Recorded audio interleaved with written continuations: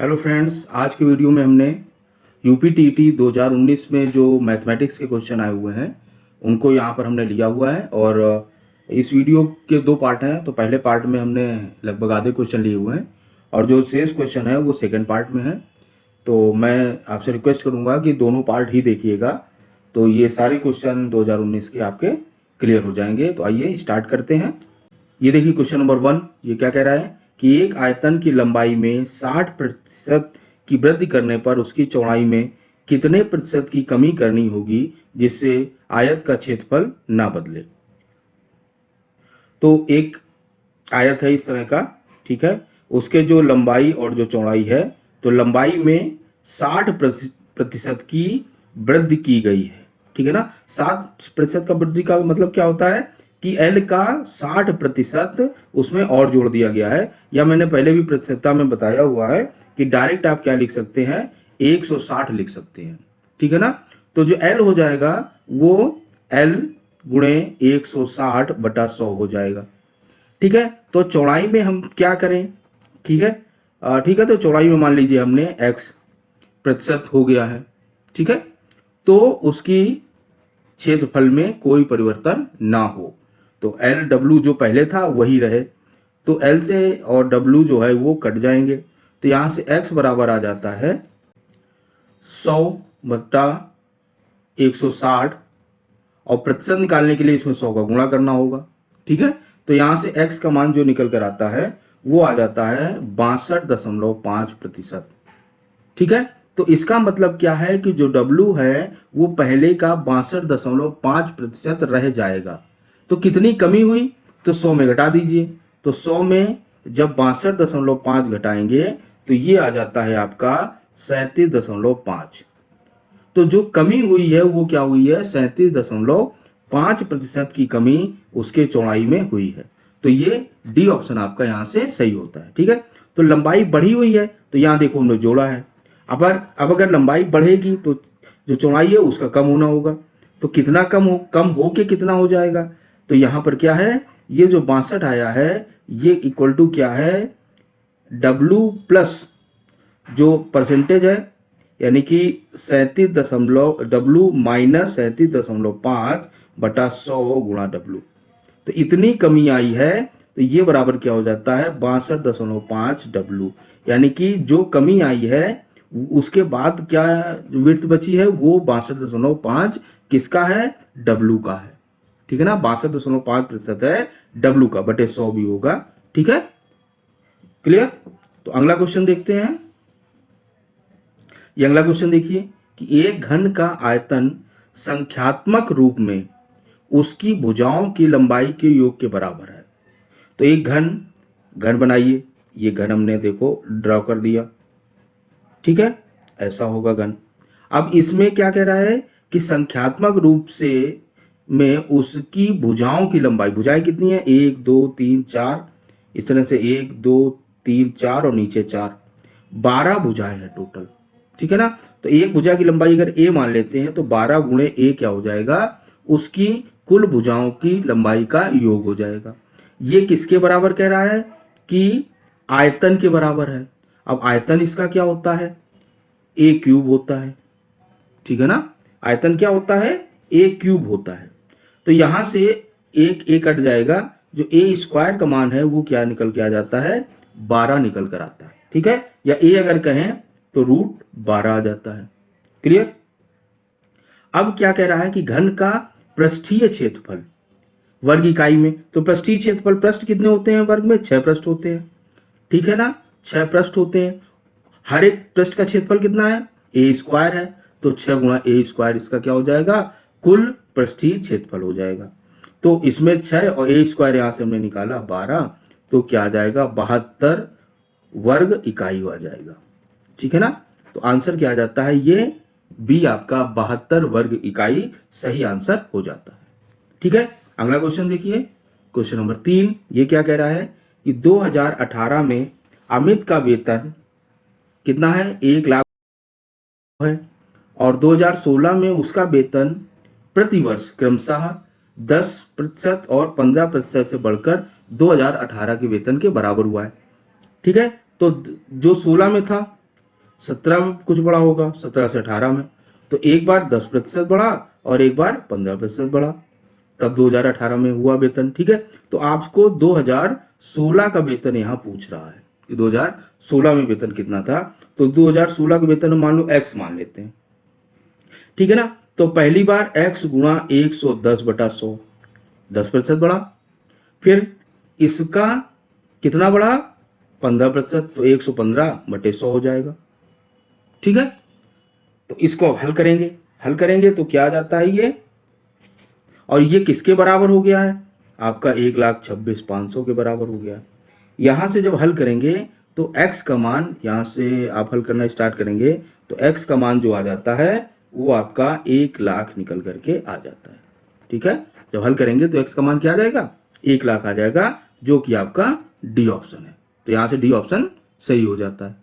ठीक है, अगला क्वेश्चन देखिए, क्वेश्चन नंबर 4 कि दो संख्याओं का महत्तम समापवर्त 6 दिया हुआ है, जो मासा दिया हुआ है वो 6 है, और लासा जो दिया हुआ है वो 432 है, और एक संख्या जो है वो 48 दी हुई, संख्या एक 48 दी हुई है। तो इसमें एक नियम होता है कि संख्याओं के का गुणनफल जो होता है वो किसके होता है, मासा और लासा के गुणनफल के बराबर होता है। तो दूसरी संख्या अगर x मान लें तो x गुणा 48 बराबर 6 गुणा 432 ये होता है। अगर नहीं पता है तो इसको याद रखिएगा कि जो महत्तम समापवर्त और लघुत्तम समापवर्त का गुणा है वो दोनों संख्याओं के गुणनफल के बराबर होता है। ठीक है, तो इसको हल करेंगे तो x का मान जो है आपका 54 निकल करके आ जाता है। ठीक है, जो कि ये डी ऑप्शन है। तो छोटा सा है बिल्कुल, एक कॉन्सेप्ट यूज होना है और सॉल्व कर लेना है। अगला क्वेश्चन देखते हैं, ये देखिए क्वेश्चन नंबर 5, किसी महीने का तीसरा शुक्रवार 16वीं तारीख को पड़ता है तो उसी महीने का चौथा मंगलवार किस तारीख को पड़ेगा। तो इसमें एक होता है कि अगर हम 16 तारीख की बात करें, ये मान ली तारीख 16 लिखा हुआ है, इसमें क्या पड़ रहा है, फ्राइडे। तो अगर 7 घटाते या 7 जोड़ते हैं तो वो भी क्या होगा, शुक्रवार ही होगा, यानी कि 9 तारीख को भी शुक्रवार होगा और 2 तारीख को भी फ्राइडे ही होगा।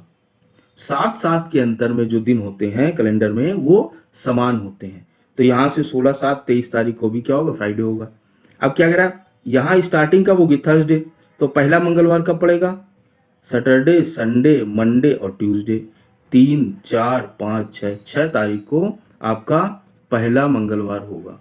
तो यहाँ से चौथा मंगलवार इसके आगे बढ़ेगा, 24 25 26 और 27 को क्या आ जाएगा, चौथा मंगलवार। यहाँ से भी जोड़ सकते हैं, +7 करो और +7 करो, तो ये 7 6 13 20 और 27, जब +7 इसमें करेंगे तो 27 आ जाएगा। ठीक है, तो यहाँ से भी निकाल सकते हैं, चाहे तो यहाँ से भी निकाल सकते हैं।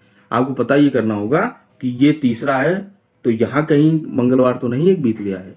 ठीक है, तो यहाँ अगर होता मंगलवार तो यहाँ पर देखते ये चौथा होता, यहाँ कहीं आता। ठीक है, तो आपका कौन सा 27 तारीख आ गई, यानी कि सी ऑप्शन। अगला क्वेश्चन देखते हैं, ये देखिए क्वेश्चन नंबर 6, इसमें क्या कह रहा है कि एक त्रिभुजाकार प्रिज्म में कितने शीर्ष होते हैं। तो त्रिभुजाकार प्रिज्म कैसा होता है, ये त्रिभुज बना हुआ होता है, ठीक है, और इसके पीछे एक और इस तरह का ये बना हुआ होता है, ठीक है, इस तरह का ऐसा। तो इसमें शीर्ष कितने होंगे, एक ये शीर्ष हो जाएगा, एक ये, एक ये, एक ये और एक ये और एक ये। तो इस प्रकार टोटल 6 शीर्ष निकल करके आ जाते हैं, जो कि आपका क्या है, सी ऑप्शन है। ठीक है, थोड़ा छोटा हो गया फिगर, तो यहाँ से समझ में आ जाएगा, ये 2 शीर्ष होंगे, फिर ये 2 शीर्ष और ये 2 शीर्ष, टोटल 6 शीर्ष होंगे। ठीक है, अगला क्वेश्चन देखते हैं, ये क्वेश्चन नंबर 7, 10 रुपए के 6 की दर से केले खरीदकर 6 रुपए में 4 की दर से बेचने पर कितने प्रतिशत की हानि होगी। तो ये कैसे निकालेंगे, तो इसमें केला कितने का एक पड़ रहा है, 10 रुपए में 6 है, तो एक कितने का हो जाएगा, 10/6 का हो जाएगा। 6 में 4 बेच रहे हैं तो ये कितने का हो जाएगा, 6/4 हो जाएगा। ठीक है ना, एक केले का अगर देखते हैं तो इतने में खरीदा गया और इतने में बेचा गया। ठीक है, तो इसको हल करने के लिए कुछ ऐसा करें कि अगर ये हर है उसको बराबर कर लें, तो इसमें कुछ ऐसा गुणा करें, तो 1.5 का गुणा कर दीजिए, तो हर बराबर हो जाएगा, कितना आ जाएगा, ये 9/6 आ जाएगा। अब हर अगर बराबर हो गया है तो ये उसकी असली कीमत मान करके हम हानि निकाल सकते हैं, यानी कि 10 माइनस 9/10 गुणा 100, ये हानि का प्रतिशत आ जाएगा। ठीक है ना। हर को अगर बराबर कर लेते हैं तो अंश वाली वैल्यू को हम डायरेक्ट यूज कर सकते हैं, फार्मूले में रख सकते हैं। ठीक है। वैसे भी अगर भिन्न भी करेंगे तो ये 6 कट जाएगा। अगर ध्यान से देखें तो डायरेक्ट भी लिख सकते हैं कि ये वाली वैल्यूज को 10 माइनस 9/10, आसान हो जाता है। बस क्या है, हर को बराबर कर लेना है। तो 10 माइनस 9/10 करेंगे, 1/10 होगा, जो कि क्या आ जाएगा, 10% निकल करके आ जाता है। ठीक है ना। तो ए ऑप्शन है। कैसे किया है, हर को बराबर कर लिया है। तो यहाँ पर नहीं भी करते हैं तब भी हो जाएगा। कैसे होगा, अगर हर बराबर नहीं करते हैं तो 10/6, इसको भी 5/3 कर लीजिए। 5/3 माइनस क्या आ जाएगा, 3/2 बटा आपका आ जाएगा 5/3। तो थोड़ा अजीब सा नहीं लग रहा है कि थोड़ा ज़्यादा मेहनत लगेगी। तो उसके लिए आसान क्या किया है, हर को हमने यहाँ बराबर कर दिया है अगर संभव है तो, और फिर इसको सिंपल लिख करके सॉल्व कर लेंगे। यहाँ सॉल्व करना देख रहे होंगे कठिन लग रहा है थोड़ा सा। ठीक है। तो ये आसान ट्रिक है। क्लियर। हर बराबर करना के इस तरह से सॉल्व करना आसान है। ठीक है। अगला क्वेश्चन देखते हैं। इसमें क्या कह रहा है कि रिक्त स्थान के लिए कौन कौन से विकल्प सही है। तो 1 ग्राम में किलोग्राम, तो हमें पता है कि 1 किलोग्राम में 1000 ग्राम होते हैं। ठीक है ना। तो इसका अगर उल्टा करेंगे, 1 ग्राम अगर लिखते हैं तो ये क्या आ जाएगा, 1/1000 किलोग्राम। या इसको लिख सकते हैं 10⁻³ kg। या क्या है, भाग देंगे तो 0.001 लिखा जा सकता है। ये 3 तरह से लिखा जा सकता है। इसमें कौन कौन सी वैल्यू मैच हो रही है आपकी, ये मैच हो रही है ए और बी मैच हो रहा है, सी मैच नहीं हो रहा है, ना ही डी मैच हो रहा है। तो ए और बी यानी कि बी ऑप्शन आपका यहाँ से सही हो जाता है। ठीक है। अगला क्वेश्चन देखते हैं कि देखिए इसको प्रतिशत में लिखना है, यानी कि 0.01 गुणा 0.01 लिखा हुआ है। प्रतिशत में करने के लिए क्या करते हैं हम, सिंपल 100 का गुणा कर देते हैं। तो ये इससे कट जाएगा, क्या आ जाएगा, 0.01। या इसको लिखा जा सकता है 1/100, या इसको लिखा जा सकता है 10⁻²। तो इसमें कौन कौन से देखो मैच हो रहे हैं, पहला मैच हो रहा है। ठीक है। 1/100 प्रतिशत मैच हो रहा है, 10⁻² दिया नहीं है, ये भी ये है पर प्रतिशत नहीं है। प्रतिशत लिखना जरूरी है क्योंकि हम 100 का गुणा कर चुके हैं। तो कौन कौन से ऑप्शन, ए और डी सही हो जाता है, जो कि आपका क्या है, डी ऑप्शन है। ठीक है। अगला क्वेश्चन देखते हैं। ये देखिए क्वेश्चन नंबर 10। यदि दो संख्याओं का अंतर और गुणनफल क्रमशः 5 तथा 36 है, अंतर यानी कि x माइनस वाई 5 दिया हुआ है, x इंटू वाई 36 दिया हुआ है, तो व्युत्क्रम यानी कि 1/x माइनस 1/y, छोटा बड़ा नहीं दिया हुआ है तो किसी को भी पहले या किसी को बाद में लिख सकते हैं। तो ये आ जाएगा x minus Y divide by क्या आ जाएगा, x इंटू वाई। ठीक है। तो ये आ जाता है 5/36। प्लस माइनस कुछ दिया नहीं है, अगर प्लस माइनस दिया होता तो हम टेंशन लेते, तो कोई टेंशन लेने की जरूरत नहीं है। 5/36 ये आपका ऑप्शन सही हो जाता है। कौन सा छोटा है कौन सा बड़ा है कुछ भी नहीं दिया हुआ है, तो किसी को भी पहले लिख सकते हैं किसी को बाद में। या मैंने 1/x माइनस 1/y लिखा है और फिर यहाँ ये लिख दिया है, आप चाहें तो इसको उल्टा कर लें। ठीक है। क्लियर। अगला क्वेश्चन देखते हैं। ये देखिए क्वेश्चन नंबर 11। एक कमरे की लंबाई 10% घटाई गई और चौड़ाई 20% घटाई गई, जबकि ऊंचाई 5% बढ़ाई गई। इस प्रकार कमरे के आयतन में कितने प्रतिशत का परिवर्तन हुआ। फिर से वही करना है। लंबाई क्या है, 110 हो गई है बटा 100। चौड़ाई क्या है आपकी, घटाई गई है, सॉरी, तो ये 90 हो जाएगा। चौड़ाई 20% घटाई गई यानी कि 80/100 हो चुकी है। और जो ऊंचाई है आपकी h, वो क्या है, 5% बढ़ाई गई यानी कि 105/100 हो गई। और कमरे में कोई भी परिवर्तन नहीं होना है, तो LWH जो है वो बना रहेगा, सॉरी LWH रहेगा। और टोटल परिवर्तन मान लेते हैं इसमें जो हुआ है वो x% का हुआ है, तो ये निकल कर आ जाएगा अभी। तो इसको हल करेंगे, LHW तो कट जाएगा आपका, x बराबर आ जाएगा 90/100 गुणा 80/100 गुणा 105/100। अगर प्रतिशत निकालना है तो 100 का गुणा और कर दीजिए, तो ये 100 से ये 100 कट गया, ये 100 से ये दोनों जीरो कट गए। आपका क्या आ गया, 9 गुणा 8 गुणा 105 बटा आपका 100 आ जाता है। तो ये कट जाएगा 4 से, 4 दूना 8 और 25 चौको 100, ये 5 से कट जाएगा, 5 से 25 और ये आ जाएगा 5 दूना 10 21। तो ये आपका आ गया 9 गुणा 2 गुणा 21 बटा 5। गुणा कर लेते हैं, 42 गुणा 9 आपका आ जाएगा 42 गुणा 9 बटे 5। तो ये आ जाता है आपका 18 के 8 बटा 5। इसे 2 का गुणा कर लीजिए तो आसान हो जाएगा थोड़ा सा। 2 का गुणा करेंगे तो ये आ जाएगा 8 दूना 16 6 1 7 दूना 14 15 5 हासिल 1 3 दूना 6 1 7 बटा 10, यानी कि 75.6 x की वैल्यू निकल करके आ जाती है। यानी कि जो आयतन है, ठीक है ना, वो इतना रह गया है 75.6%। तो कम कितना हुआ है, 100 में इसको घटा दीजिए तो -100 कर दीजिए। तो कितना कम हुआ है, 24.4% की कमी आई है आयतन में। जो पहले था x का मान कितना आ गया 75.6, ठीक है, यानी कि पहले 100 था, अब क्या रह गया 75.6। तो कमी कितनी आई, 24.4 की कमी आई है, जो कि क्या है, बी ऑप्शन है। ठीक है, अगला क्वेश्चन देखते हैं। ये देखिए क्वेश्चन नंबर 12, ये क्या कह रहा है कि किसी कमरे के 15 मीटर 17 सेंटीमीटर लंबे और 9 मीटर 2 सेंटीमीटर चौड़े फर्श पर लगाई जा सकने वाली वर्गाकार टाइलों की न्यूनतम संख्या कितनी है। तो इस क्वेश्चन को थोड़ा सा समझना है आपको।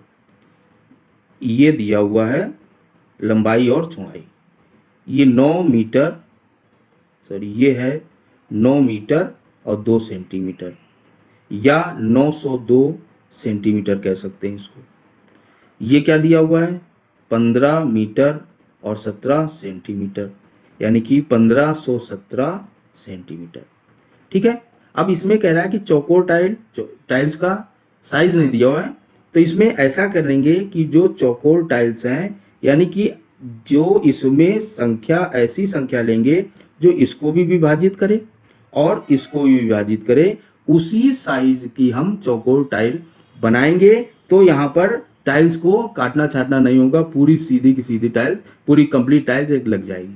ठीक है ना, तो जो इसको विभाजित करे और जो इसको विभाजित करे वो संख्या ले, एक कॉमन नंबर हमें दोनों में से निकालना होगा। ठीक है ना, वो क्या होगा, इसका मासा होगा। तो मासा किसका निकालेंगे, 1517 और 902 का। तो इसमें चेक करते हैं कौन कौन सा है।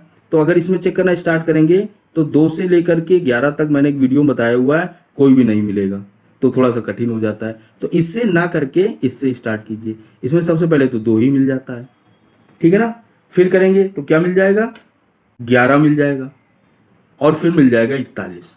तो मैंने अभी बताया कि इसमें 211, 2 से 11 तक पहले ही चेक कर चुके हैं, नहीं है। तो इसमें कौन सा है, एक 41 मिलता है और एक जो मिलता है वो है 37। तो 2 नंबर इसमें मिल जाते हैं। तो 41 दोनों में कॉमन है। तो अगर 41 गुणा 41 की टाइल्स लगाएं तो इसमें बिल्कुल बिना कोई काट छाट के पूरी की पूरी टाइल्स लग जाएगी। 5 नहीं लगेंगी इसमें, और भी होंगी। ठीक है, तो इसमें कितनी टाइल्स होंगी, इधर पे आपकी 11 दूनी 22 टाइल इधर लगेंगी और 37 टाइल आपकी इस तरफ लगेंगी। तो टोटल नंबर ऑफ टाइल्स कितनी हो जाएंगी, 22 टाइल इधर और 37 इधर। तो 22 गुणा 37 कर दो, तो 22 गुणा 37 करेंगे तो ये टाइल्स का नंबर निकल के आ जाता है, जो कि 814 है। ठीक है, तो ये ए ऑप्शन इससे सही होता है। तो आपको समझ में आया होगा कि ऐसा नंबर लेंगे जो दोनों को डिवाइड करता हो। ठीक है, तो इसमें क्या डिवाइड कर रहा है, 41, इसको भी 41, 41 हटाएंगे तो यहाँ 22 टाइल्स इधर लगेंगे, इधर 37, तो दोनों का गुणा करते हैं, टोटल नंबर ऑफ टाइल्स निकल करके आ जाता है। अगला क्वेश्चन देखते हैं। ये देखिए क्वेश्चन नंबर 13, इसमें इकाई का अंक पूछ रहा है।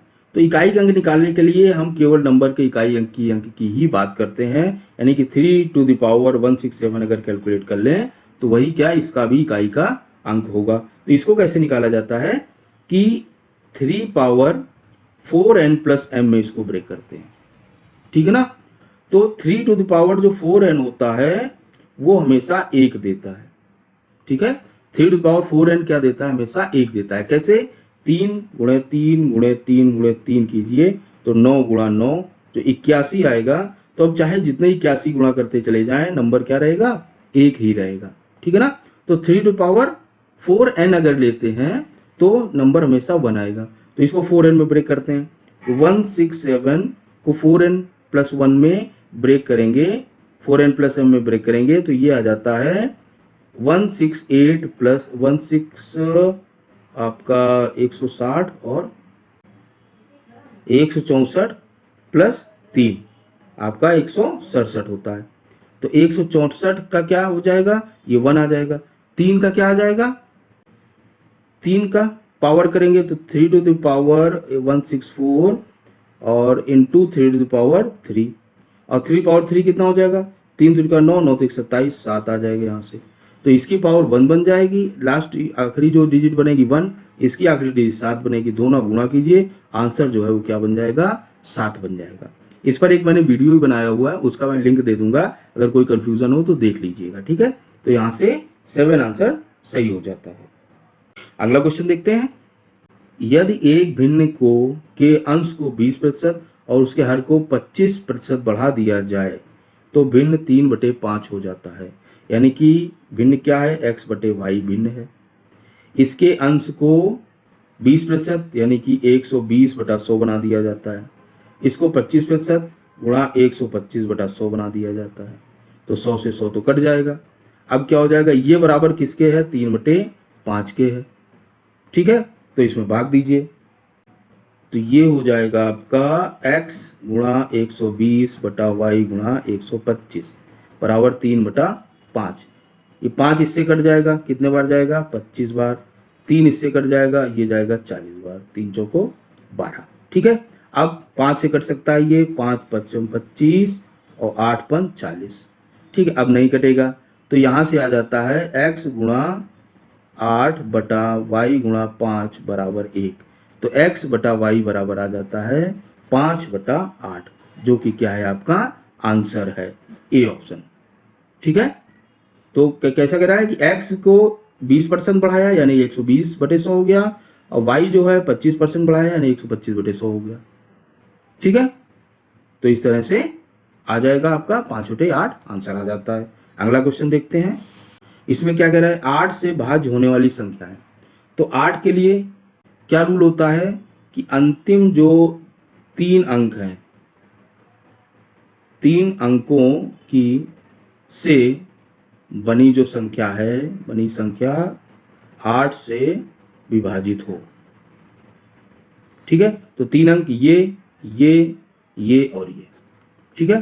तो 240 8 से होगा, 8 3 24, 30 बार, तो ये तो है, ठीक है। यहाँ 220, तो अगर 240 हुआ तो 220 नहीं होगा क्योंकि 20 का डिफरेंस है, तो 20 का डिफरेंस है वो 8 से डिवाइड नहीं होता है।